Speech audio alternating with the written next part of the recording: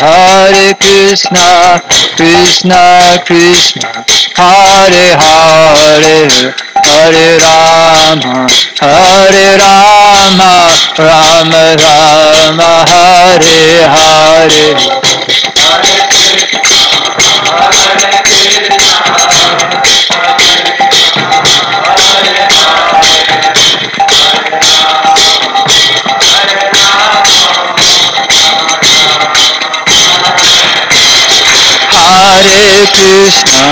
Hare Krishna, Krishna Krishna, Hare Hare, Hare Rama, Hare Rama, Rama Rama, Hare Hare.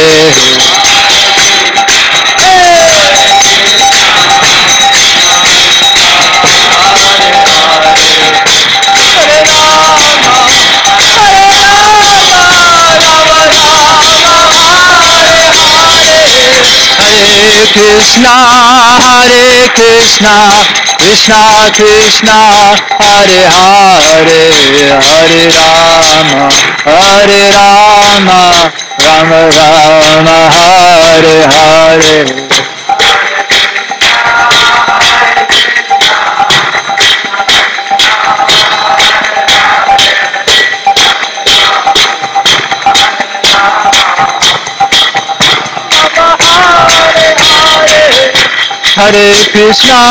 Hare Krishna, Krishna Krishna, Hare Hare, Hare Rama, Hare Rama, Rama Rama, Hare Hare.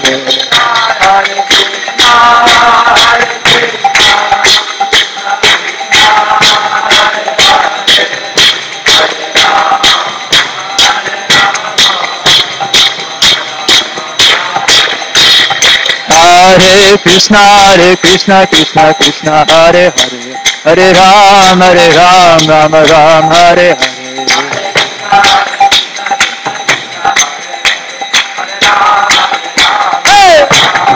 Hare Krishna, Krishna Krishna, Hare Hare, Hare Ram, Rama Ram, Hare Hare.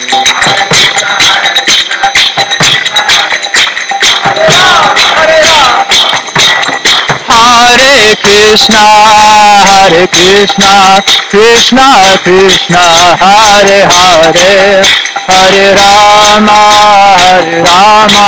Rama Rama, Hare Hare.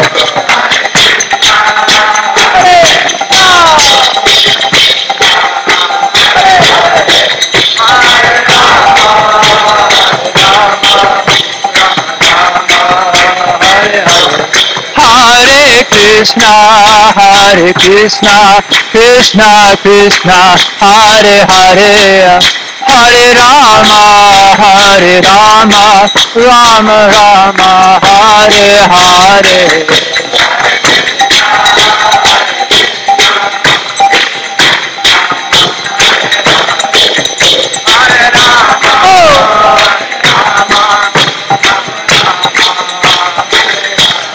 Jaya Gauranitai, Jaya Gauranitai, Gauranitai, Jaya Gauranitai.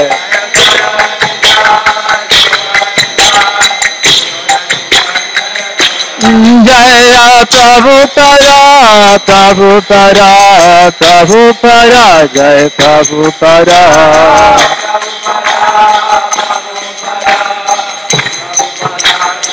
Nitai Gaur Haribol, Haribol, Haribol, Nitai Gaur Haribol.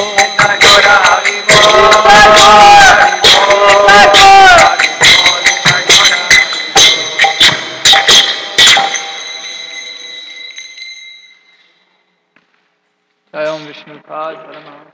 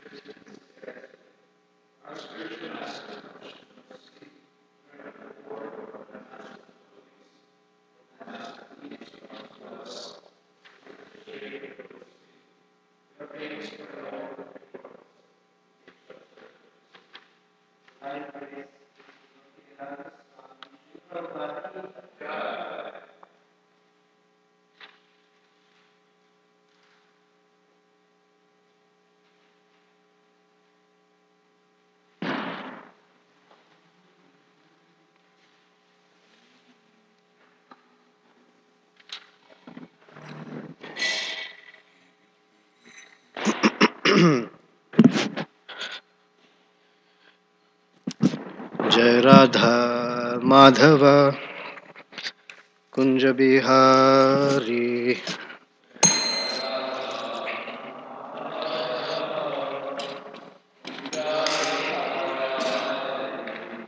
जय राधा माधव कुंज बिहारी।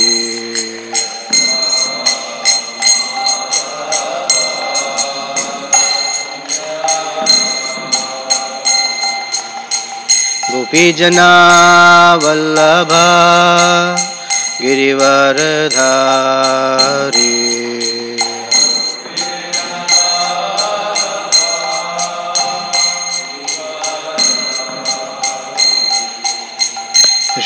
यशोदानंदन व्रज जनरंजना।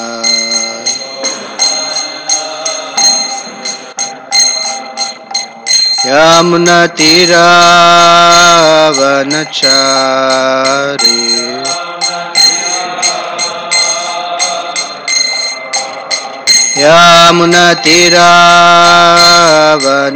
यमुनतीरावनचारी।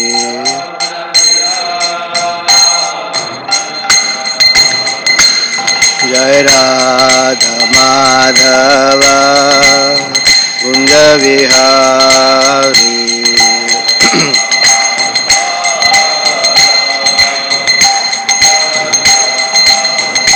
जय गोपी जनवल्लभा गिरिवरधारी।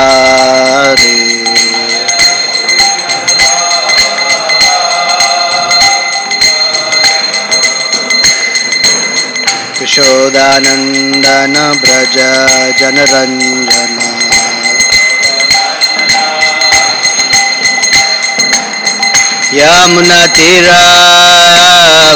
यमुनतीरावनचारी।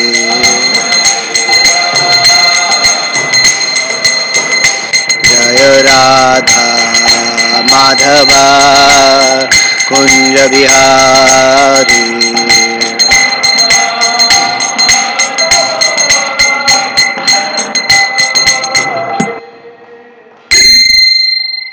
जय ओम विष्णुपाद परमहंस परिव्राजकाचार्य अष्टोत्तर शत Shri Shrimad divine grace Shri भक्ति वेदांत स्वामी शिल प्रभुपाद की जय। अनंत कोटि वैष्णव वृंद की जय। ग्रंथराज श्रीमद् भागवतम की जय। All glories to the assembled devotees. All glories to Sri Sri Guru and Gauranga. नारायणं नमस्कृत्य नरं चैव नरोत्तमं देवीं सरस्वतीं व्यासं ततो जयमुदीरयेत्। नष्टप्रायेषु भद्रेषु नित्यं भागवत सेवया भगवती उत्तम श्लोके भक्तिर्भवति नैष्टिकी। ओम नमो भगवते वासुदेवाय।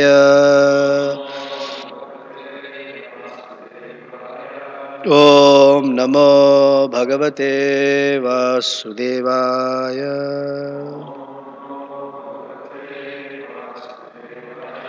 ॐ नमो भगवते वासुदेवाय।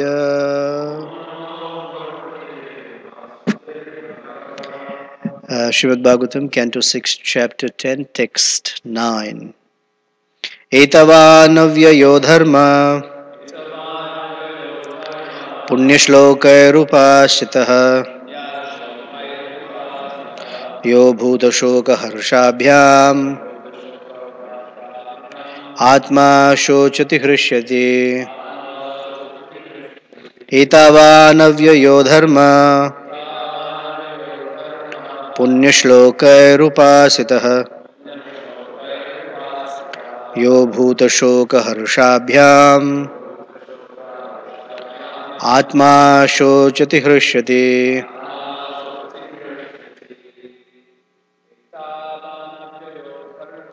एतावानव्ययो धर्म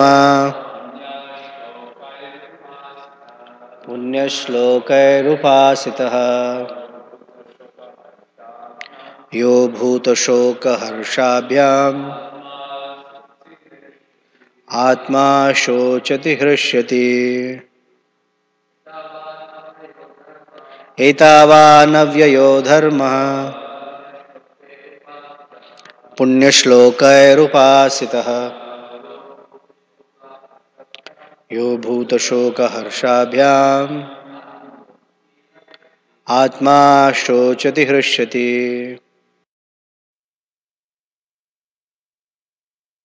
अव्ययो धर्मः पुण्यश्लोकैरुपासितः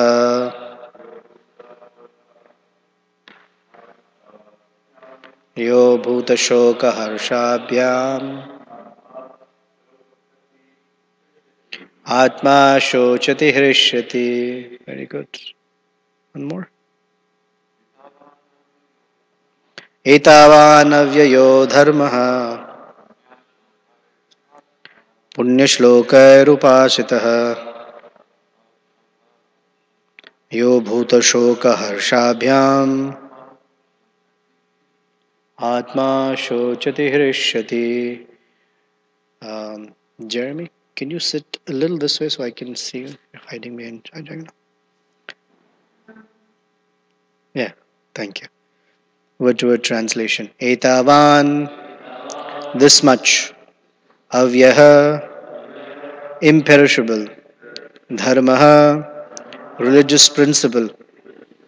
Punyashlokai, by famous persons who are celebrated as pious.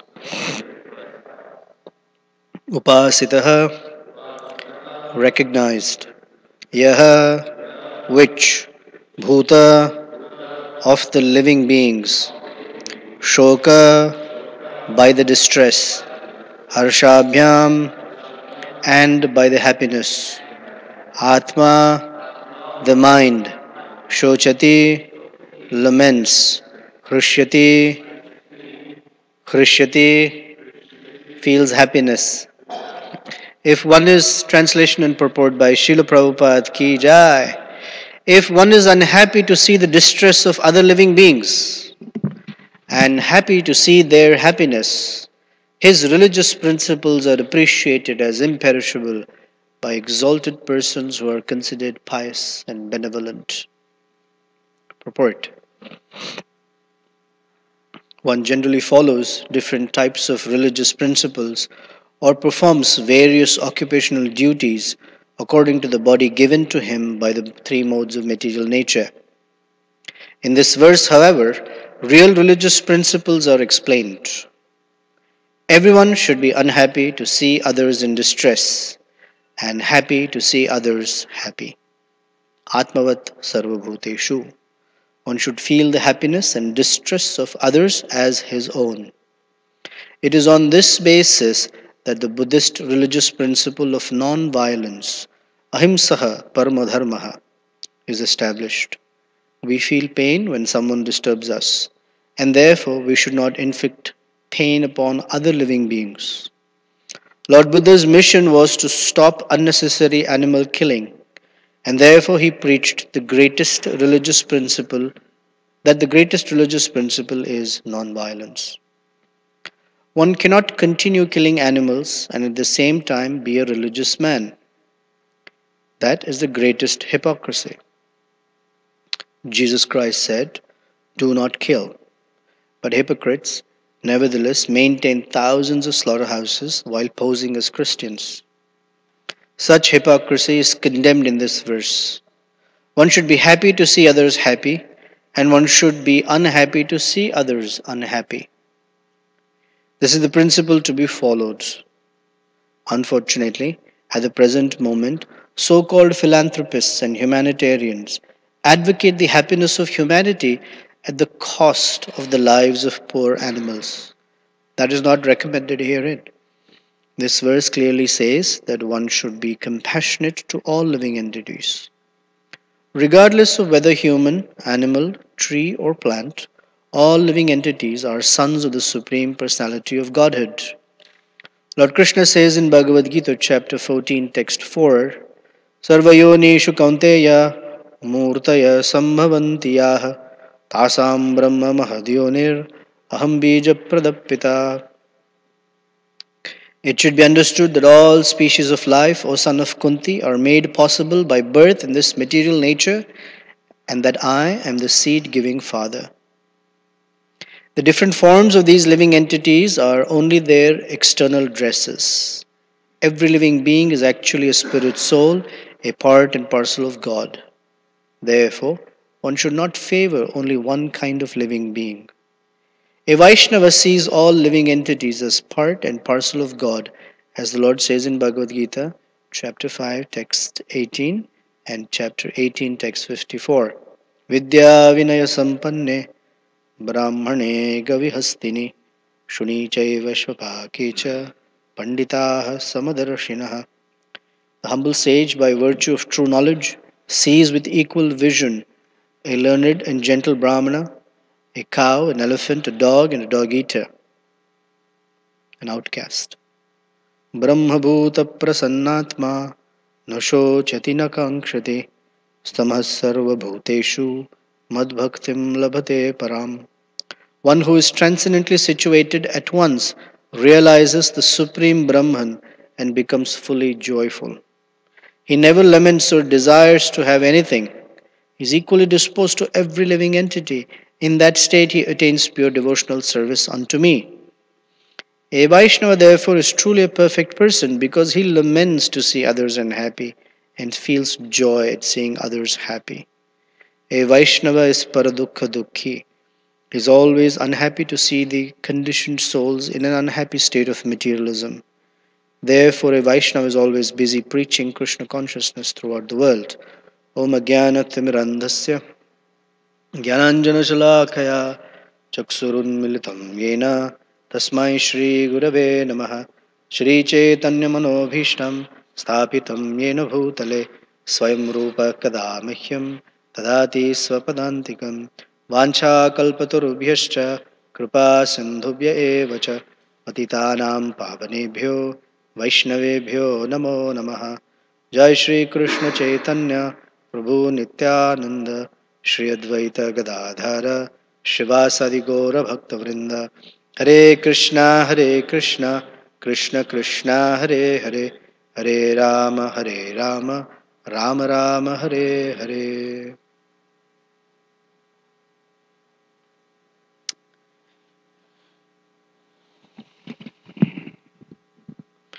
I'm wondering where to start because I have different ideas.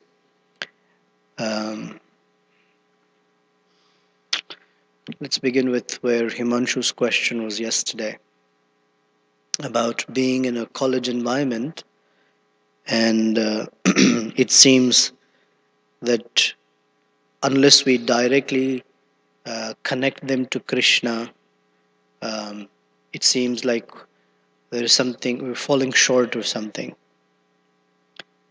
And Jai Jagannath Prabhu told us that even if we can help someone come to the understanding that we are not this body, that is a very fantastic beginning, because it's on that basis that everything else is developed. Um, so that sat with me, and during the day I was thinking about it. And so to build on that and develop from there to this verse, it is also how the person offering, uh, I'm particularly speaking about a devotee, that when we are at an environment where we're talking to persons who are unaware of Krishna consciousness, a lot of their experience also depends on how we treat them. If we are able to see them as parts and parcels of Krishna, then their experience is Krishna conscious, although they may themselves may not be aware. But if someone else comes and sees them as a captive audience or something less than the spiritual, fully spiritually true position, then the experience is not the same. If one sees them as, oh, they're all living entities, that's nice. But to see them as parts and parcels of Krishna, then an exchange of compassion takes place. We receive the seed of compassion because someone treated us and saw us and continue to do so as parts and parcels of Krishna who've forgotten our way, our relationship with Him. So it's very, very critical. So whether we are out in a college environment, out on the streets distributing books, distributing prasadam, or meeting anyone, they're all parts and parcels of Krishna. And one should treat them so. So here Dadichi Muni is giving a very simple principle that compassion means to feel the pain of others. Here Prabhupada quotes this Atmavat Sarva Bhuteshu. This is a quote from Chanakya Pandita that he says, Matravat Paradareshu. Paradara, Dara means wife. Matravat Paradareshu. One should treat someone else's wife as one's mother. Lostravat belongings as good as lostra is stones, no value. One Atmavat Sarvabhuteshu. One should treat all other living beings just as all religious systems, that one should treat others the way one would like to be treated. Just as, would I like to be treated by someone this way? No, then I don't treat them that way. And now it's not always easy to follow that principle because uh, thinking about the benefit of others, it just doesn't come naturally. What comes naturally is, under all circumstances, how am I benefiting from it? Somehow, this kind of self absorption or selfishness is very strongly steeped in us. So, to think of someone else's benefit is a far cry. And within that benefit, to think of how to treat them just the way I would like to be treated is even a farther cry. It's not easy. And so Prabhupada is telling us that the heart of a devotee is that he feels the pain that others feel, and he rejoices in their happiness. Of course, this is not material happiness. Someone else gets money and we're also very, not in that sense. Because the devotee sees from a spiritual vision, they understand the real sense of happiness and distress. In fact, sometimes when the conditioned soul is very happy, the devotee cries for them. Because let's say a materialist has just earned a lot of money. The devotee will cry, oh my gosh, here's something that he might even forget Krishna. And sometimes when they are in distress, the devotee may actually rejoice in a way. Not like, yeah, very good. You deserve to suffer. Not like that. But, oh, here's an opportunity that might impel them to think of Krishna. The famous story or pastime of Haridas Thakur. Haridas Thakur was arrested for chanting Hare Krishna. The Muslim king did not like it. And in this prison, there were other Brahmanas, other personalities also.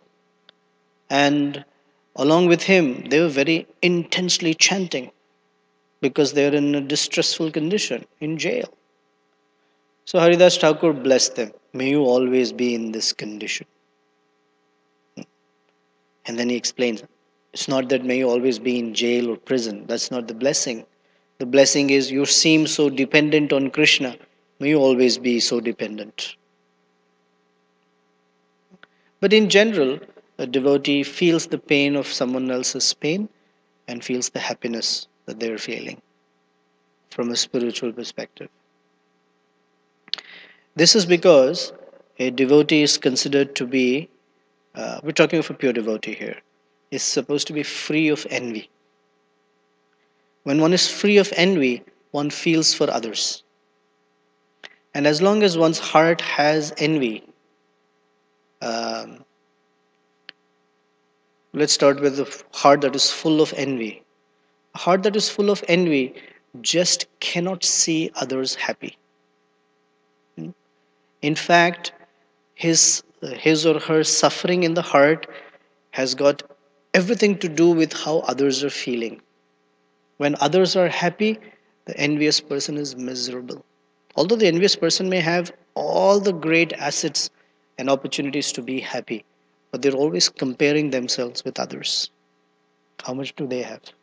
If they have a little better than I am, they have something more than I am, I'm miserable. So a devotee is called Nirmatsara. Matsara is this quality of envy, comparing with each other, competing.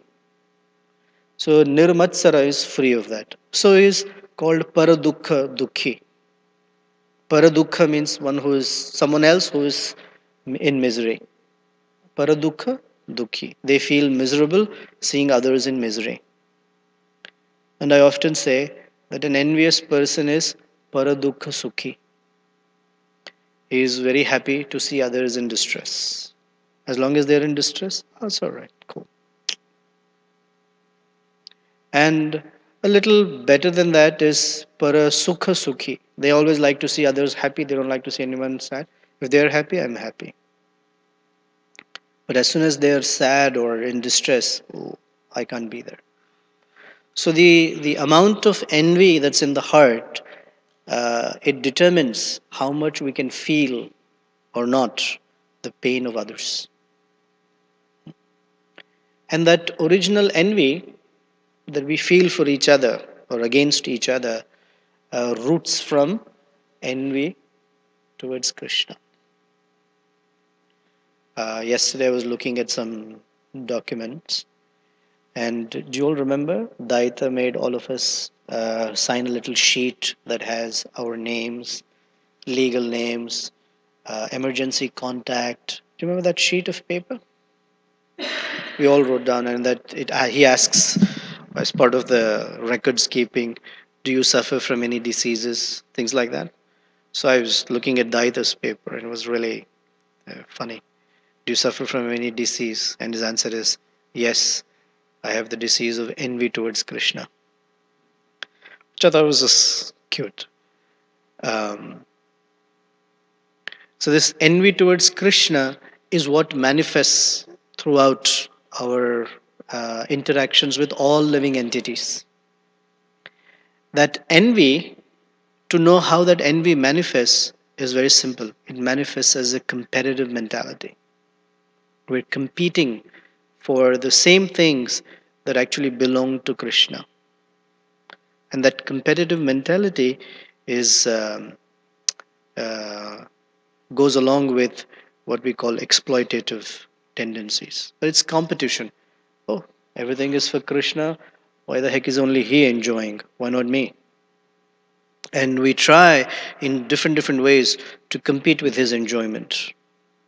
And for those who are not aware of Krishna per se, then we see that manifest among living beings. I'm competing with my fellow human being. I'm competing with my fellow living entity. I encroach upon their space. I encroach upon their rights to live, etc. And the way I win that competition is I kill them. Krishna describes in the Bhagavad Gita, chapter 16, the demonic mentality. He says, Siddhoham Balavan Sukhi. I am perfect and I am very strong. And there isn't an enemy out there for me. And if there's such an enemy, I will kill them. We do not tolerate any cohabitation per se, that we can respect the rights of other living entities to survive together. There's always competition to prove, to manifest one's superiority. So when it comes to innocent animals, we take away their space, right? All throughout the world, something that has been happening is that human beings, there are some 6+ billion human beings. It is said that there are more than 10 billion chickens on the world, on the planet. And we cannot count how many bees there are, or flies, or other animals. But the 6+ billion human beings, because their greed is very intense, they start encroaching. We have been encroaching on the space of other living entities. Because one house is not sufficient, we need a backyard, we need a front yard, we need places, we need the gyms. And so we start raising down all trees, and everything is now covered with concrete and buildings. And we see that we're destroying our forests, etc., etc. And the only way to control other animals is now from, if you look at what's called density, from so much land, now they have so much land, and all these animals are supposed to fit in that land. So there's overpopulation for the animals. And therefore, the state governments will issue in Wisconsin and Illinois and Iowa what are called hunting licenses. Hunting licenses to kill deer, so that the number of deer is always in check. And people actually go out. It is a sport. Can you imagine a sport called hunting? The Kshatriyas also did that. But the Kshatriyas were very compassionate. They didn't unnecessarily go out as sport and kill animals, and that too in hiding far away with a gun. If they had to kill, they would face off with a tiger and other animals. But the greed has become so intense that we've encroached on the lives of all other living. It's in water, on air, on land. It's just completely taken away. Because the envy and greed is such a degree that one cannot feel what the pain is to encroach on the lives of other living entities. So here Prabhupada writes that Buddha, the Buddhist principle of ahimsa parama dharma, he preached the greatest religious principle. Now we are not so much into non-violence per se. Of course, we're not into violence either. Our teaching is, because Prabhupada would sometimes argue, how can we be proponents of non-violence? The Bhagavad Gita was spoken on a battlefield. So we understand that violence has a place, because utility is the principle. There is place for everything in Krishna's service. So violence also has its place.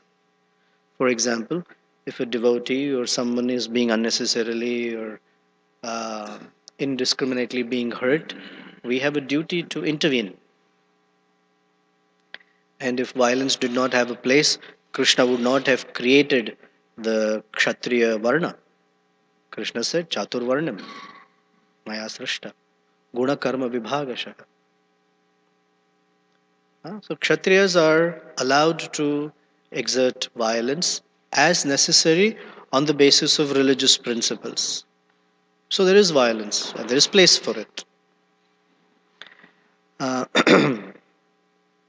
However, coming to the heart of a devotee,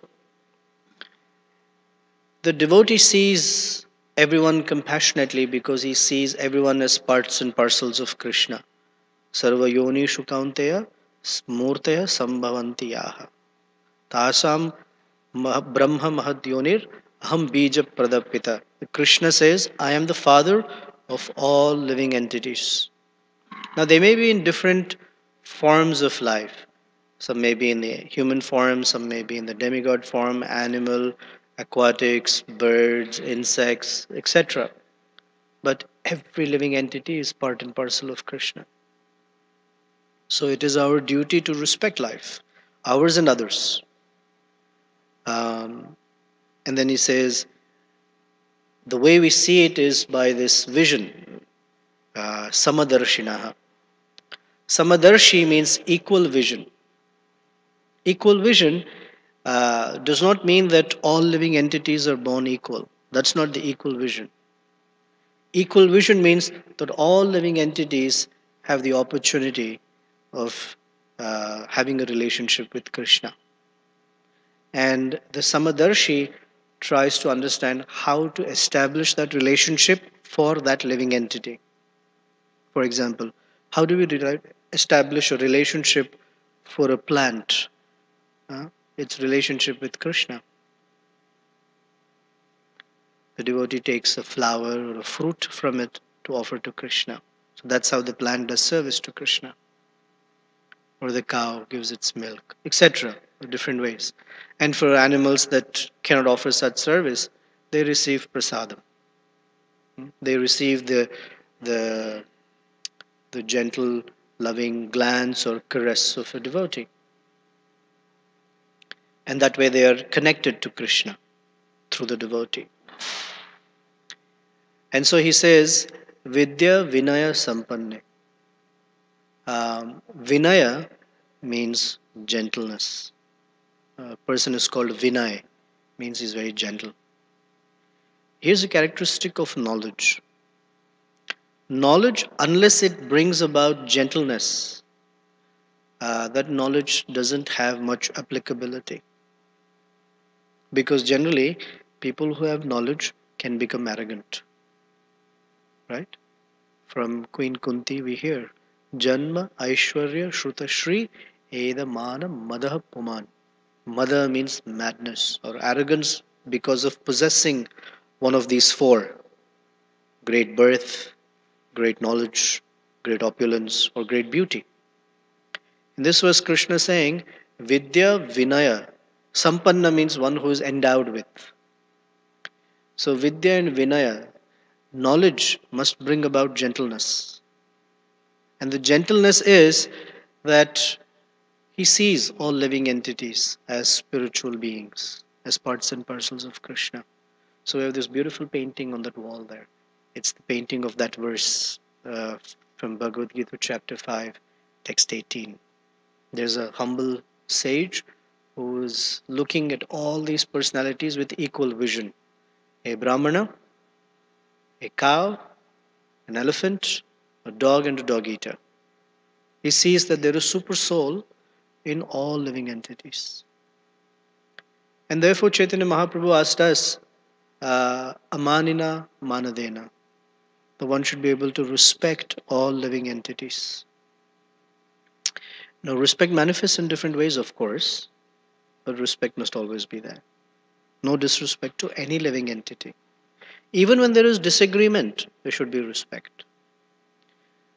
Here's how sometimes respect was shown in the Vedic times. When the Kauravas and Pandavas were fighting with each other, during the day, they would throw arrows at each other. They want to kill each other. And after sunset, they would freely walk from one tent to another tent. Sometimes Duryodhana would come to meet the Pandavas. So earlier, a few hours ago, they were at each other's throat. But in the evening, they would not fight with each other. They would receive each other very nicely. Oh, please welcome to my tent. How may I serve you? Etc. So it's described that one's respect should be such that and even if an enemy comes to one's house, that enemy should forget all animosity and feel no fear. One should receive even an enemy so nicely. What to speak of receiving a guest? There's a pastime of Srila Prabhupada. Once Prabhupada was sitting in his room, and there was a devotee with him, and there was an ant that was passing by. And Prabhupada looked at the ant, told the devotee, chant for the poor fellow. Chant for the poor fellow. This is compassion of an acharya, that there is soul in it and is hankering to hear Krishna's name and is stuck in an ant's body. Before we get to this very interesting way Prabhupada describes Brahma Bhuta Prasannatma, there is a verse, because in this verse we hear the word Shochati. Shoka and Shocha, they're the same thing. Shoka is like the noun, and Shocha is a feeling or an adverb, if you will. Shoka means lamentation, and Shochati means someone is lamenting. A pure devotee, by nature, has nothing to lament for. Lamenting means someone is unhappy with their past. Any one of us? Pretty much all of us. Something in our past, there is something lamentable. Everything in our past has not been fantastic. In fact, even if it has been fantastic with all the money, all the facilities, once we come to being a devotee, we know that even that is lamentable. Because the most lamentable thing is forgetfulness of Krishna. So if a devotee is remembering Krishna, then there is nothing to lament. Nothing. Even if they're in the midst of a severe crisis, if they can remember Krishna, there is nothing to lament about. Because everything else is external. And the only thing that is genuine, true to ourselves, that is inherent to us, is the remembrance of Krishna. So for a devotee, there is nothing to lament. Nothing at all. Except one thing. And that's what is described by Prahlad Maharaj. In his prayers to Lord Nrsingadev, he says it twice. Once he says, I have nothing to lament. I have nothing to fear either. Because I'm always absorbed in thoughts of you, O Lord Nrsingadev. And then few verses later, he says, Prayena Deva Munaya Maunam Charanti Vijane Na Pararthanishta Naitan Vihaya Kripana Vimumuksha Eko Nanyam Twadasya Sharanam Bhavato Nupashye Brahmato Nupashye. He says, I have nothing to lament. Twice he says it, and then he says, but I do lament about something. For my own self, I have nothing to lament. But when I see, Prabhupada's translation, when I see the fools and rascals who have turned away from you, I lament for them. I lament for them because Brahmato, they are just wandering in the universe. Have you seen any person wander? Huh? You've seen a wandering person ever? Not have we seen, have you seen a wandering person? They're just aimless. A wandering person means that they have nothing that their mind is focused on. They're not doing anything to find an outcome, a goal, an achieving something. There's nothing that drives them. There is no motivation inside. They're just wandering. In fact, they don't even have a motivation that Let me get my next meal. Let me earn some money. Let me try to live nicely. Nothing. It's just one, no, aimless is basically what's wandering me. Aimless. At least some people in this world have aims. Let they be material. But that aim motivates them to do something. But a wandering person has no goal, is wander. So you say Brahmato, because the living entity foolishly is just wandering throughout the universe from one species to another, from one species to another. And for that, or that situation is very lamentable for Prahlad Maharaj. So in this verse, interesting, Prabhupada quotes the verse from Bhagavad Gita. It's very interesting, at least to me. That says, Brahma Bhuta Prasanna Atma. That a person who has realized his spiritual nature, that person is always joyful. No shochati, na kankshati. He neither laments for anything, nor does he hanker for anything. Sama sarveshu bhuteshu. He is equal to all living entities, equally disposed to all living entities. And on such a platform, bhakti begins. Mad bhaktam labhate param. And in the comment to this verse, Prabhupada writes, instead of saying that a devotee has nothing to lament, Prabhupada says, a truly perfect person, because he laments to see others unhappy and feels the joy of seeing others happy. Instead of saying that a perfect person does not feel any lamentation, or nor does he become unnecessarily rejoiced seeing others. Very interesting interpretation or way of giving.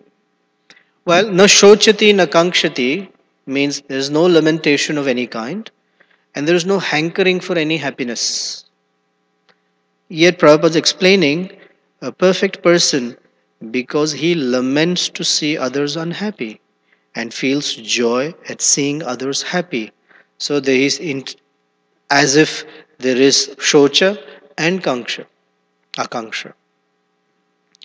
Which is not true. That's not how it is. Prabhupada's giving us a very inner meaning that for themselves, they don't lament about anything, nor do they hanker for anything in this world. But they do feel the distress and unhappiness of other living beings. Now, this is genuine for a devotee. For those who are impersonalists, this doesn't apply so well. Because one of the problems with impersonalism is that it makes the heart very hard. They see everything in such a detached manner.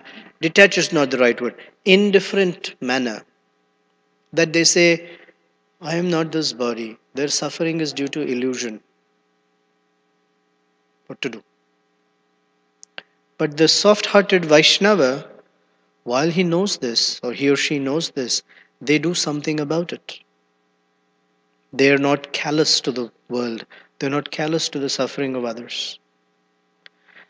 And then the other side is the philanthropists who also feel that they are soft hearted, but they don't know how to help. Their help is very material. They will offer food to the hungry. And what will they offer? Other animals. It's like coming to dad and saying, I know you're very hungry. I know John's very hungry. I killed Peter to feed John. What? What do you do? Well, he's hungry. What to do? You don't kill one dependent of the Lord to feed another dependent of the Lord. Yes, there is a natural cycle, no doubt. Jivo jivasya jivanam. That is there.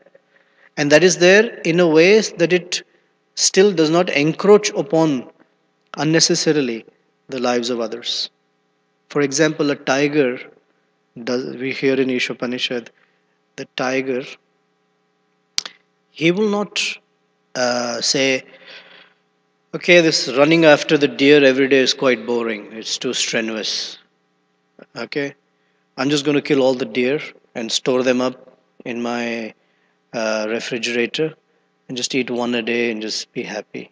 just work very hard for a couple of days and then chill out for the rest of the month. It's not like that. He hunts, eats, he does not hunt the next deer. Even if they're drinking water in the same place, if he's satisfied, they don't fight. Only when he's hungry does he chase them. Or Prabhupada writes in the Upanishad, a bird, you put a sack of grain outside, the bird will come and take as much grain as it needs and go away. But a human being will come and take away the whole sack and store it in his pantry. Oh, I'll need it tomorrow, the day after, next week, next month. Because this sense of over collecting. So there is a natural cycle of jivo jivasya jivanam. One living entity depends on another living entity for survival. But it's very balanced. It's honored. Only the human beings don't know how to honor anything. Because greed removes from them the ability to honor something. They only honor themselves. Therefore, we say that we honor prasadam. We don't say we eat prasadam, we honor it. There is a reason. We honor it because it is to be eaten free of greed. The greed of being the only competitor. Therefore, we are meant to serve others. Service attitude removes greed. Therefore, the component of service in a Vaishnava's life is given so much credence. Because when you're serving, it is to curb one's own greed because others come first. Of course, our service attitude is towards Krishna. Krishna comes first because we're trying to solve the disease at the very root of the problem. The root of the problem is we are envious towards Krishna. So we try to live a lifestyle where Krishna comes first. In whatever is doing, Krishna comes first. We have some food, Krishna eats first. We have some nice flowers, Krishna comes first. Some fragrant things, Krishna comes first. Some ability to sing about Krishna. The glorification is about Krishna, etc. Otherwise, people tend to glorify themselves first and always. Like that. So it's to remove the tendency of envy and greed. So I'll end with this. Dadichi Muni, he's talking about, he's also preaching to the demigods here, that feeling the pain of others is an important feature to have to be a human being. If we cannot feel the pain of others, then we are lacking something in being a human being. And so in this case, he's saying to them, I feel your pain. You lost your kingdom. You're struggling. You need my body. Fine. And likewise, I'm going to give up my body. And likewise, he's preaching to them that maybe you can appreciate what it feels like to give up one's body. In the next verse, he's going to just stop breathing. We can't even give up our lives at will, really. It's very difficult. I'm going to stop breathing. It's difficult. Please don't try. If you want, you can experiment and see. We can hold our breath up to a particular intensity, and after that we need air. In this case, he just gives up because he's very detached from it. We're not detached from our body, so it's not easy to just stop breathing. Anyway, please don't try. It's too much to lose one. Don't worry. We won't try. Now you feel the pain Jai Jagannath feels. Or any comments, questions, discussion? Yes, Jitendra Prabhu. There's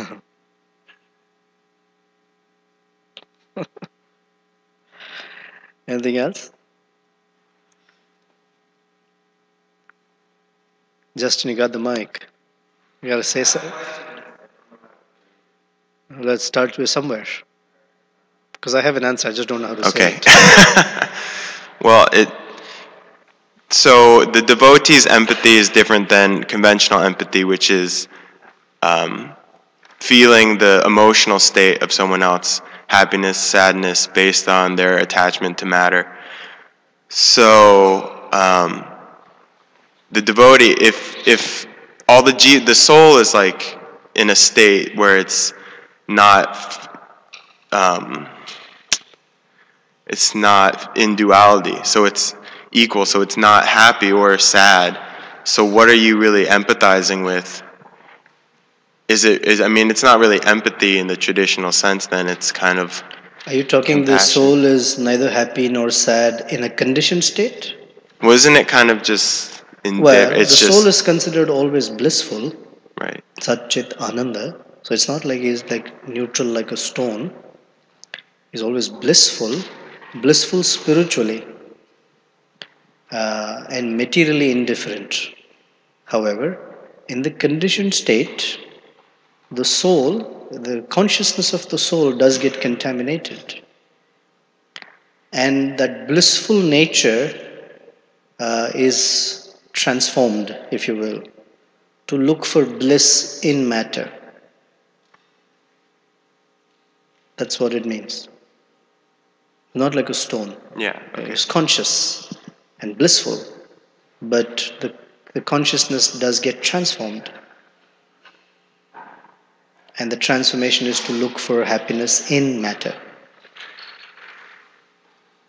The example usually given is I have white light or yellow light, and if I put a red paint over it, then the light that comes into the room is red.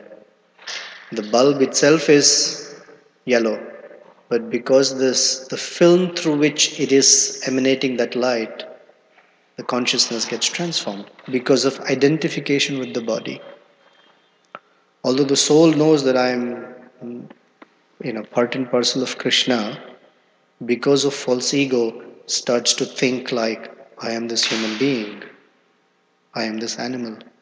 Therefore, my happiness looks like this, my distress looks like that. So what is the devotee empathizing with? The state of the soul? Well, it depends. Or The devotee can empathize at different levels with a person. It doesn't have to be at one level itself. The first level may be at a level that the conditioned person can understand and relate to. Suppose your finger gets cut. We don't hope so, but hypothetically speaking, finger gets cut.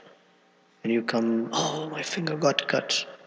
And all the devotees said, you're not this body, Prabhu. Why are you lamenting? You're not this body. How many bodies you've given up? How many bodies you've taken up? You're not this body. Krishna says, this happiness and distress comes like winter and summer. Just tolerate. How would you feel? Who are these people, man?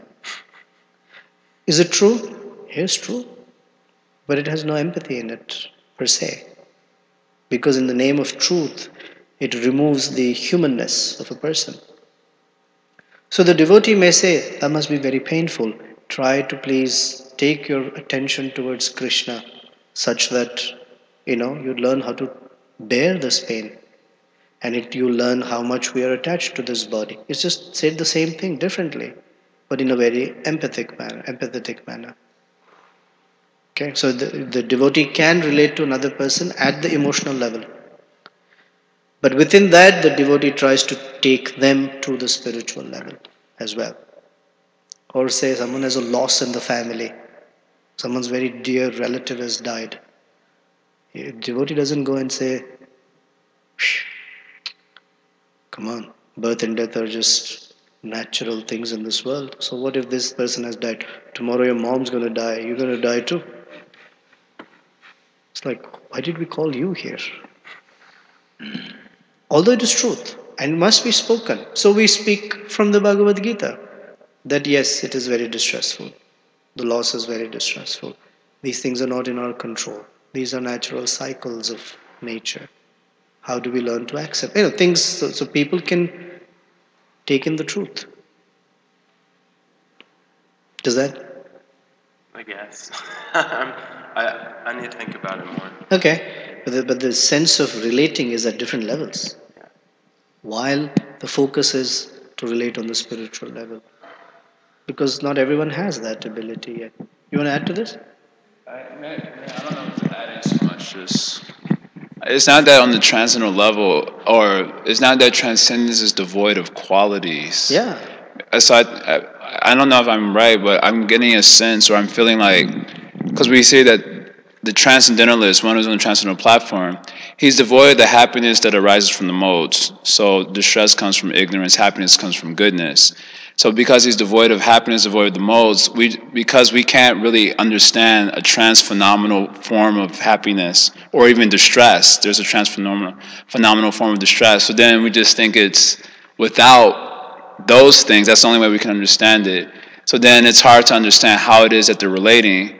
I think it can only be said that on the spiritual platform there are spiritual qualities. Yeah. And so they're just manifesting in a different way. So like you were describing Prahlad Maharaj, he's feeling compassion for the ignorance of the jivas, by which they're not able to experience the happiness of Krishna consciousness, for example. But his own father was tormenting him like anything. Right. But he was not in distress. And he was not in distress. So it just seems like because I think normally when we use logic, when we're trying to understand the topics logically, we can't really accommodate with logic a transphenomenal form or qualities or name. And so we just tend to just make it void kind of in our logical sense of it.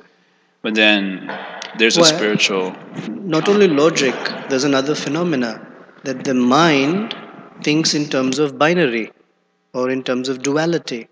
Happiness, distress. So if there has to be another level, the only thing that the mind can accommodate is neutrality. You understand? But as I was saying, there's a fourth dimension, if you will, and that is transcendental pleasure and happiness. Turiya.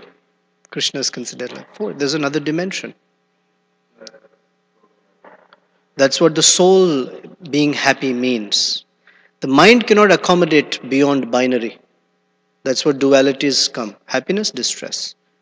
And the opposite of that is neutrality. Right in the middle. And that's what the impersonalists go for. Because it's logical, makes sense. Yeah. Hare Krishna. I've been doing a lot of contemplation on the topic of empathy and a lot of reading. Congratulations. Thank you. Thank you for the encouragement. This is one of my needs. Empathy, the language of empathy, it talks about feelings and needs. So I have a need for encouragement. So thank you for helping me to fulfill that. But one principle, just to kind of also contribute to the discussion, if whatever I can.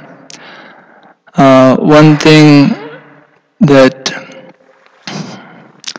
is like a consensus is that before we can really empathize with others, we have to be able to empathize with ourselves. So self-empathy is very essential, kind of understanding our own emotional states as a spirit soul. So if it's alright, I have this song from Narottam Das Thakur. It's Spiritual Lamentation. And I thought it was relevant to Justin Pru's question, what are we empathizing with, the state of the conditioned soul? It's Akshepa. Can I just read the translation? It's pretty short. Please. Thank you. I did not worship Lord Gauranga Prabhu, and thus I became full of suffering. I refused to accept the treasure of pure love of Krishna, and thus I became lost. I reject the treasure of love of Krishna and deliberately struggled to become poor. I dived into a host of sinful deeds. I rejected the association of the saintly devotees and instead tried to enjoy among the impious non-devotees. In this way I became caught in the noose of karma. I continually drank the virulent poison of sense gratification. I refused to swim in the nectar of Lord Chaitanya's Sankirtan movement. Why do I stay alive? What happiness do I have? Why did Narottam Das Thakur not die long ago? So, he's kind of modeling, of course, for him it's like an actual very deep spiritual emotion, but also he's modeling for us how we can empathize with our own lamentable situation as souls completely disconnected from our natural state of bliss, which is like our birthright. And then to the degree, this was a nice point Jayanapur was making yesterday, that to the degree that we realize that that's our actual identity, that that is our real wealth, is this loving service to Krishna, then we can empathize with persons who have yet to experience that, because we'll understand like what is the difference between that basically without having that loving relationship with Krishna, it's like a non-existence. So thank you for letting me share that. Oh, you're welcome. I'd like to, no, not say anything right now, just sit with this, because when you read that song and you said he's empathizing with us, I couldn't, for me, they don't fit together, empathizing with the situation. Okay. I have to, maybe we can talk offline as to how is empathizing with oneself. There definitely is lamenting. It's a very high order lamentation. Um, so I'm not, it's still churning. Anything else? Okay.